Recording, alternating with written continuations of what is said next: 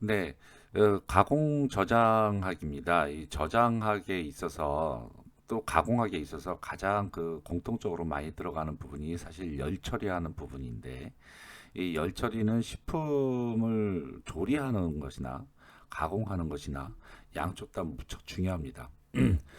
이번 전까지는 전부 다 이제 기초 공정을 주로 하였는데요.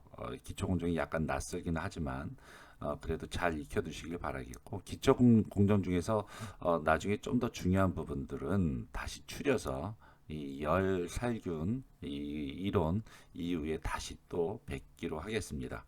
여하튼 여지껏 잘 따라 주셨는데요. 오늘 강의 시작을 하겠습니다.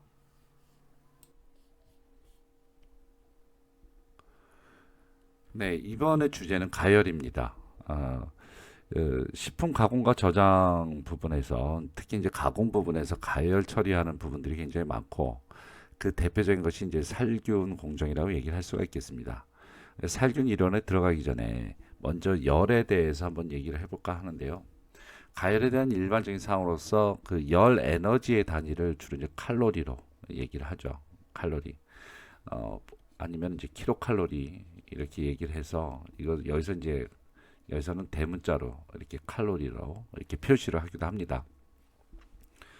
이 칼로리라고 하는 것은 물 1g을 1도씨 올리는데 필요한 열 에너지의 양입니다. 그러니까 물이 이렇게 있으면 이것이 1g. 1g의 온도가 만약 23도라면은 이것을 24도씨로 올리는데 필요한 열의 에너지죠. 히트 에너지. 이것이 무엇이라고요? 1칼로리입니다. 그럼 1kcal라고 하면은 1kg을 1도씨 올리는데 필요한 열 에너지의 양이라고 생각하시면 되겠죠.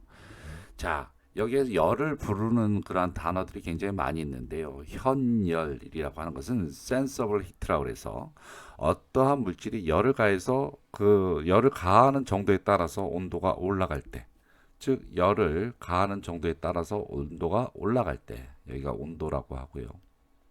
이게 에너지라고 하면 이렇게 에너지를 투입하면 투입할수록 온도가 올라가는 것, 이런 것이 현열이라고 얘기를 합니다. 이 잡열이라고 하는 것은 가열을 했는데도 온도가 올라가지 않고 일정하게 유지되는 그러한 경우가 이것을 잡열이라고 하는데요. 이 잡열이라고 하는 것은 융해열, 기화열 이런 것들이 잡열에 해당되는 것들입니다. 물질이 상변화라고 얘기를 하는데요. 여기서 상이라고 하는 것은 뭐 고체, 액체,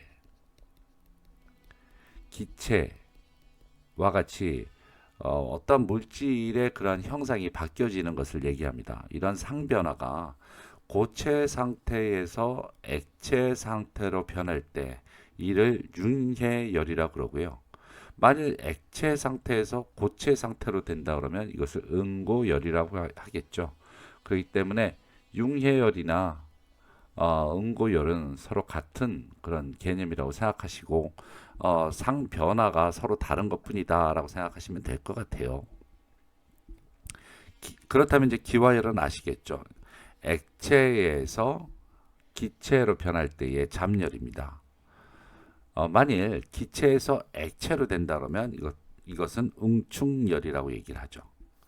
그러므로 기화열과 응축은 서로 간에 같은 것이고 단지 상변화가 다른 것뿐이라 생각하시면 됩니다. 자, 그러면 물이 마이너스 18도에서 105도까지 변할 때의 에너지 곡선을 한번 보도록 하면은 여기가 어떻게 될까요? 자, 이 마이너스 18도부터 시작을 합시다. 네. 그리고 여기가 105도씨라고 합시다. 그러면 에너지의 곡선은 어떻게 될까요? 에너지의 곡선은 마이너스 18도씨에서 자 그럼 물이라고 했으니까 물은 몇 도씨에서 얼죠? 0도씨에서 얼겠습니다. 그렇죠? 그러므로 마이너스 18도씨에서 0도씨까지 이것이 현열로 올라가겠죠. 네, 센서블 히트로 올라가면 여기서부터 잡열이 발생하겠죠. 일단은 제가 뭐 마음이 삐뚤어져서 역시 곡선으로 그려지게 되네요. 하여튼 0도씨에서 얘네들은 에너지 변환이 없을 겁니다. 이때 고체에서 액체로 바뀌어지는 순간이겠죠.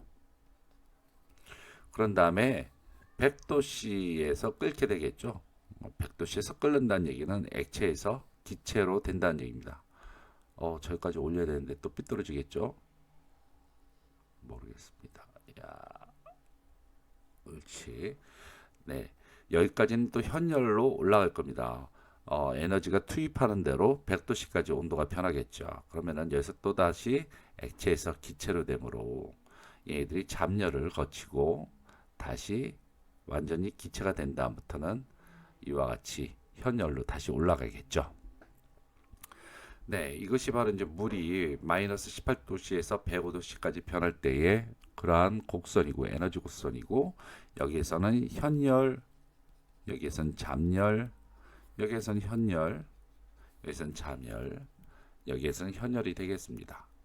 그리고 각각 불러지는 온도 이 영역에 대한 그 음고열, 음축열, 이런 것, 기화열, 이런 것들이 전부 다 다르게 불려진다는 것 알고 계시면 될 것 같아요. 식품 가공에서 열 전달은 사실 이제 여러분이 뭐 조리과학이라든지 그런 때 이미 배웠을 겁니다. 열 전달 중에서 이제 가장 처음 나오는 것이 전도라고 얘기를 하고요. 그래서 컨덕션이라고 얘기를 합니다.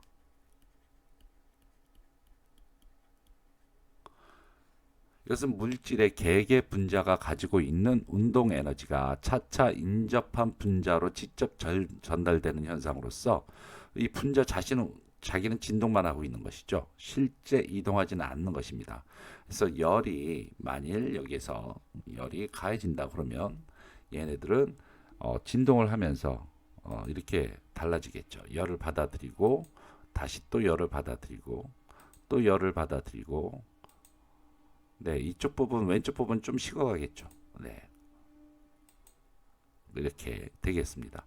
그리고 만일 여기에서 뭐 열을 빼앗는다, 냉각한다, 즉 열 에너지를 갖다가 뺏는다, 그러면은 이와 같이 뭐 바뀌어지겠죠. 네, 이것이 전도의 원리입니다. 이와 같이 그 물질을 이루고 있는 분자가 진동을 하고 있는데 열 에너지가 투입이 되면서 그 진동이 세지고 옆에 있는 것의 진동을 같이 일으켜 주면서 에너지가 전달되어지는 현상, 이것을 전도라고 얘기를 하고요. 주로 이제 고체에서의 열 전달 방식이라고 얘기를 할 수가 있겠습니다. 네. 네, 그 다음은 이와 같은 형식인데요. 대류입니다. 액체 분자가 이동을 해서 혼합함으로써 열 전달되는 현상인데, 이건 액체 분자뿐만 아니라 기체에서도 해당이 됩니다. 대류. 액체나 기체에서 열을 가하게 되면 전도보다도 빨리 열이 모든 곳에 전달되게 됩니다. 이것은 그 분자가 가만히 있는 전도와는 다르게 분자가 직접 열 에너지를 들고 다른 분자에 부딪히면서 열 에너지를 전달해 주게 되는 것이기 때문이죠. 그렇다 그러면 이와 같이 액체가 많이 모아져 있는 그러한 방식이 이제 통조림 같은 경우인데, 통조림 안에 이제 열이 얼마나 잘 전달되고 있는가라는 것을 측정할 때 어느 곳에 과연 꽂아야지 열 측정이 완벽하게 됐는지 여부를 확인할 수가 있을까라고 하는 의문이 생길 수가 있는데요. 그것은 이제 냉점이라고도 얘기를 하는데, 자, 일단은 대류라고 하는 것은 이와 같이 어떠한 그런 공간 안에서 얘네들이 온도를 전달을 이렇게 아까, 네, 이와 같이 온도를 전달해 줌으로써 분자들이 에너지를 받아들이는 이러한 현상입니다. 네, 냉점 아까 얘기했는데 냉점은 영어로 콜드 포인트라고 얘기를 합니다. 콜드 포인트. 주로 이것은 통조림이라든지 병조림에서 주로 사용되어지는 단어이고요. 포장식품에서 대류나 전도의 열이 가장 늦게 도달하는 부분을 냉점이라고 얘기를 합니다. 통조림의 살균에서 냉점이 살균되지 않고, 즉 냉점이 원하는 온도까지 도달하지 않는다 그러면은 완전 살균되지 않은 것이기 때문에 특별하게 주의해야 하므로 이 냉점을 잘 꽂아야 되는데요. 이 냉점은 주로 전체 용기의 한 3분의 1 이하의 수준의 냉점을 꽂게 됩니다. 이 가운데 꽂는 것이 아니란 얘기죠. 이 냉점을 밑으로 꽂게 되는 이유는 대류를 하고 온도를 전달해주고 내려오는 포인트이기 때문에 이 밑에 쪽으로 냉점을 포인트를 잡고 온도계를 꽂는다 그러면은 이와 같이 맨 밑에 센서 부분이 닿도록 하는 것이 냉점으로서 올바른 온도 측정이라고 할 수가 있겠습니다. 자, 다음은 복사입니다. 복사는 레디에이션이라고 얘기를 하고요. 레디에이션. 이것은 아까와 같이 뭐 고체라든가 액체라든가 기체라든가 이와 같은 열 전달 매체가 없이 고온의 물체에서 저온의 물체로 열이 직접 이동하는 겁니다. 열 에너지가 직접 그것이 이동되어서 목적물에 도달하는 것인데요. 이와 같이 추운 겨울날에 이렇게 그 태양의 복사 에너지가 우리 몸을 따뜻하게 해주게 되면은 이제 약간 이제 더워지게 되겠죠. 이 조리 방법에는 이와 같이 여러 가지 열 전달을 통해서 조리하게 되는데요. 가령 이 그림은 아마 그 조리과학 시간에도 많이 배우셨을 겁니다. 그래서 열원이 있으면 열원에서부터 에너지가 직접 전달되어지는데 이것은 레디에이션이라고 할 수가 있겠고, 레디에이션에서 그 다음에 안에 있는 물체에서 컨벡션이 일어나고, 그리고 냄비에서는 계속 이 레디에이션에 의한 그런 열 전달이 시작되어지면 자기네의 금속성에서부터 점점 달궈지겠죠. 이런 것을 컨덕션이라고 할 수가 있겠습니다. 실제적으로 조리상에서는 이와 같이 뭐 스티밍이라든지, 아니 스팀이 아니지, 이것은 보일링이죠. 이렇게 끓인다든지 아니면 프라이잉을 한다든지 아니면 블렌칭이라고 하는 것이 있죠. 기억나시죠? 블렌칭 데치기란 뜻이고요. 그다음에 로스팅을 한다든지 스티밍을 한다든지 드라잉 하는 것도 열을 이용한 것이겠죠. 이와 같은 많은 조리법을 통해서 직접 이제 식품을 가열해서 먹고 이 가열해서 먹는 이유는 물론 그 안에 있는 여러 가지 무슨 좋지 않은 성분들을 제거할 수도 있겠지만요. 소화와 흡수를 높여주기도 하고요.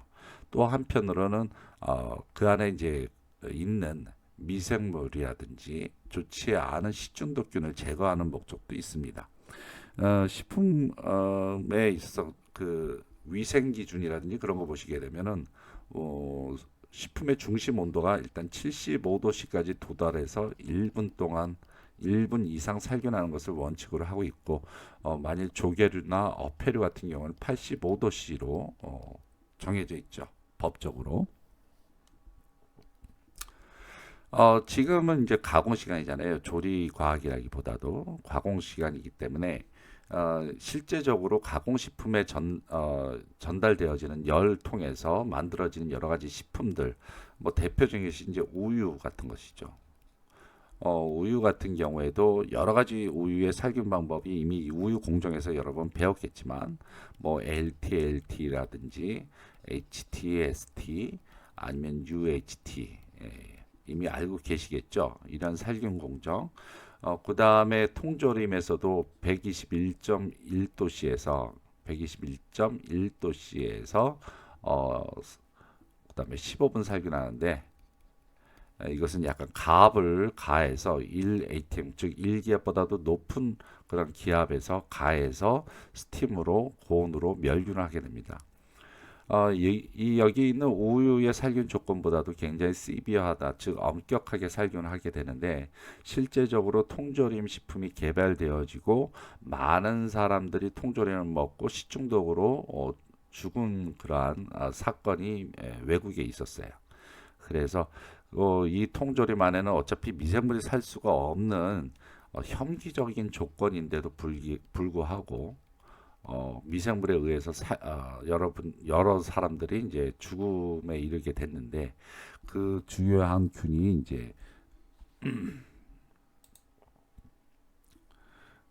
그 주요한 균이 바로 이제 그 클로스트림 보tuli움이라고 하는 균입니다. 결국은 이 안에 있는 그 주요한 그 사람들에게 치명적인 그런 식중독을 일으키는 미생물들을 죽여야 되는데 이 미생물들과 온도의 관계를 한번 살펴보시게 되면은 미생물은 적절하게 자기가 살기 편한 그러니까 그 자기가 최대로 성장할 수 있는 이러한 온도가 있습니다. 이것을 갖다가 적정 온도, optimum temperature라고 얘기를 하죠. 그런데 optimum temperature 밑으로 가게 되면 이제 그 점점 생육의 속도가 떨어지고 또한 optimum temperature 위로 가면은 더 높은 온도로 가게 되면 역시 생육의 속도가 떨어지게 되는데요. 이것은 여러분도 뭐 잘 알죠. 예. 이건 이미 미생물 시간에도 이미 배우셨겠지만 보통 그 아주 낮은 온도, 자기가 좋아하는 아주 낮은 온도에서는 미니멈 온도라고 그러면 여기서 세포막이 딱딱해지고 젤화되어지고 그러면 세포막이 이렇게 있으면 그 안에 이제 운송 시스템이라든지 이러한 여러 가지 막에 이렇게 여러 가지 물질들이 들어오고 나가고 그래야 되는데 이것들이 이제 느려지게 되겠죠. 딱딱해지니까 잘 열리지가 않고 그래서 더 이상 생육이 안 되어집니다. 그 대신에 가장 높은 온도가 되어지면 단백질이 변성이 되어지죠. 보통 45도 이상 되면은 거의 모든 생물 안에 있는 그 효소의 반응들이 멈추게 되는데 이것은 단백질의 1차, 2차, 3차, 4차 구조에 있어서 얘들이 반응을 할 수 있는 어떤 입체적인 모양이 변형이 되면서 활성을 잃게 되는데 이 활성이 주로 누구의 활성 때문에 그러느냐? 이것이 이제 효소입니다. 효소의 활성들이 변형이 되면서 생체 내의 대사가 멈추게 되는 것이죠. 근데 이 곡선을 보게 되면 대부분 이렇게 곡선이라고 하면은 이와 같이 양쪽으로 대칭되어져 있는 이러한 구조인데 보통 그 온도에 의한 생육의 정도를 나타내는 곡선을 보게 되면 이렇게 한쪽으로 이렇게 치우쳐서 적정 온도 이후에는 굉장히 빠르게 사멸되어지는 것을 볼 수가 있습니다. 그래서 이 적정 온도보다도 한 5도씨 낮은 이런 구획에서 어, 굉장히 빠르게 생육을 주로 하고 있습니다. 이에 따라서 미생물들은 뭐 저온균, 중온균, 고온균 뭐 이렇게 나누게 되고 이것을 더 세부적으로 나누는 것도 많이 있습니다. 이 저온균 또 혼행균 이런 것들은 주로 이제 낮은 온도에서 자라는 것이로서 보게 되면 0도씨와 10도씨 사이에서 굉장히 잘 자라고 중온균은 30에서 25에서 35 정도의 그 사이에서 잘 자라고 고온균은 40도 이상에서 잘 자라는 그런 균입니다. 특히 우리가 주목을 해야 될 것은 이런 중원균인데 이 중원균은 보통 부패에 그러니까 보통 그 식품들이 상온에서 상하게 되는 이유가 바로 이제 중원균 때문에 그렇고요. 그다음에 또 식중독균 우리 몸의 온도 36도씨에서 그 근처에서 잘 자라는 균들입니다. 그렇기 때문에 우리 몸에서도 잘 버텨내고 활동을 하기 때문에 이렇게 부패균이라든지 식중독의 대부분이 중원균에 해당되고 있습니다. 그래서 이러한 균들을 사멸하는 것이 굉장히 중요한데요. 뭐 이렇게 여러 번 보시겠지만 저온균은 대표적으로 수도모나스 같은 것들이 저온균이고요. 고온균은 바실러스 서머필러스 아니면 바실러스 코아귤란스, 클로스트리디움 이런 것들인데 주로 내열성을 갖고 있는 그런 포자를 형성하는 그러한 균들입니다. 자, 여기에서 클로스트리디움이 나왔죠. 네. 이것이 바로 이제 클로스트리디움의 포자입니다. 곰봉령처럼 생겼고요. 굉장히 높은 온도에서도 얘네들은 파괴되지가 않고 포자라고 하는 것을 스포라고 얘기를 하는데 이 스포라고 하는 것은 무슨 말하고 좀 상치되는 거냐면 베지터블 셀입니다. 그래서 우리나라 말로는 영양세포라고 얘기를 하고요. 스포는 포자라고 얘기를 합니다. 그래서 영양세포에서는 미생물들이 번식하고 성장하고 개체 분열을 하거나 여러 가지 활동을 하고 있지만 포자에서는 전혀 그런 일들이 일어나지가 않죠. 이 세균에서는 이 포자를 형성하면서 자기의 유전적 암호를 내부에 두고 바깥에 딱딱한 코팅막을 형성을 하면서 웬만한 압력이나 화학적인 그런 약품이나 아니면 온도에 대해서도 굉장히 잘 버텨내고, 그리고 유전 암호를 꼭 간직하고 있다가 자기가 좋아하는 적절한 온도에 나오게 되면 그때서부터 포자에서 깨지고 다시 영양세포가 만들어져서 번식 성장을 하게 됩니다. 이 클로스트리디움,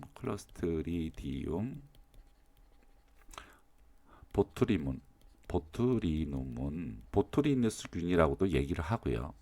얘네들의 포자가 어, 1세제곱 센티미터, 그러니까 1세제곱 요만한 거겠죠. 요만한 세제곱 센티미터 안에 들어갈 수 있는 최대의 포자의 양이 10의 12승이라고 합니다. 굉장히 많은 양이 들어갈 수가 있죠. 이것을 열로 처리해서 10의 0승으로 떨어뜨릴 수 있는 그러한 통조림의 살균 지표가 바로 121.1도씨에서 15분 살균하는 겁니다. 네, 그래서 이 통조림의 살균 지표가 된 균이 바로 이 균인 것이죠. 이 외에도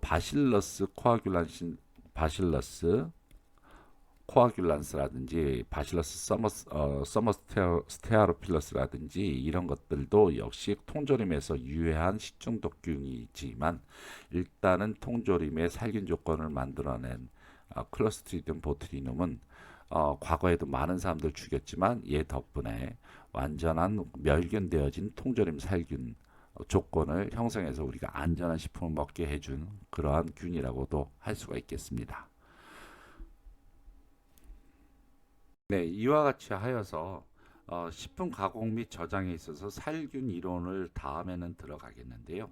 살균 이론에 들어가기 전에 우리가 열에 관한 일반적인 사항들, 그런 것들 얘기했었고, 그리고 과거에는 배웠겠지만 이 열에 대한 일반적인 사항뿐만 아니라 미생물이 열에 대해서 미쳐지는 그러한 효과들에 대해서도 한번 알아봤습니다.